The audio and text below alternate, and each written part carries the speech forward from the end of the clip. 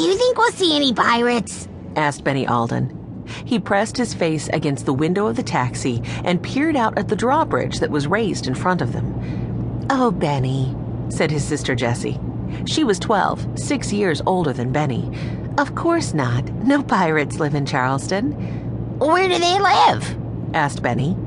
A fishing boat hung with nets slid through the narrow channel of marshy water beneath the bridge.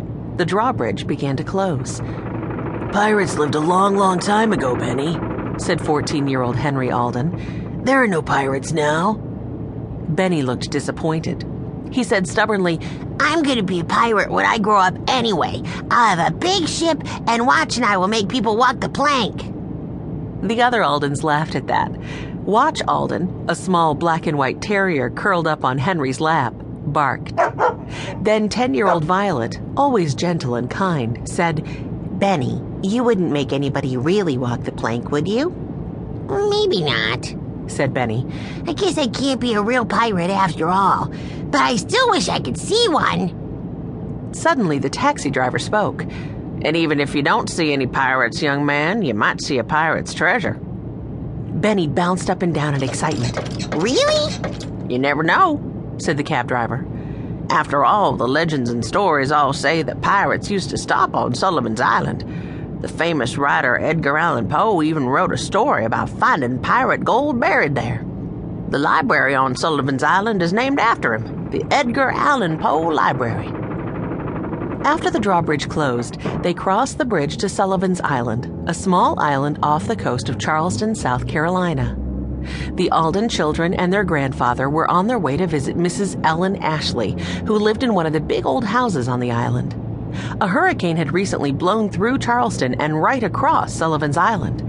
Benny forgot about pirates when he saw what the hurricane had done. "How fast does the wind from a hurricane blow?" asked Benny, staring at a house that had no roof at all.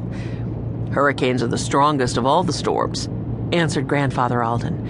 "The winds can blow 150 miles an hour or more." "It blew the water from the ocean right across this island," said the cab driver. "It filled all the houses with water and mud." "Look at that boat," exclaimed Jessie. The hurricane had left a boat behind in the middle of the island, right in the center of the road. "Yep," said the cab driver, carefully driving his car around the boat. "This was one of the worst hurricanes yet. It blew whole houses away, cars and boats too. But we'll rebuild. We've never let a hurricane defeat us yet." He pulled the cab to a stop in front of a large 2-story silvery gray house with a wide front porch. Instead of corners at each end, it had round rooms on both the first and second floor, like towers.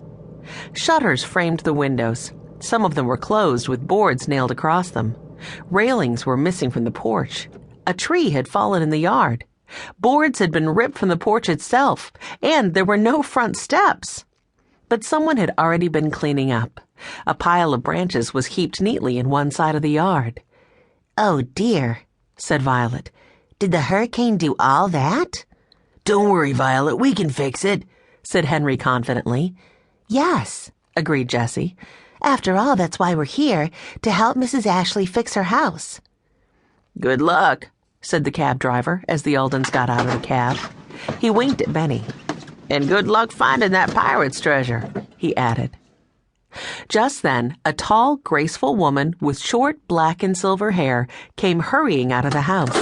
She stepped carefully off the front porch and held out her hands as she walked up to them. "James Alden," she said. "I'm so glad to see you. I'm so glad to see all of you."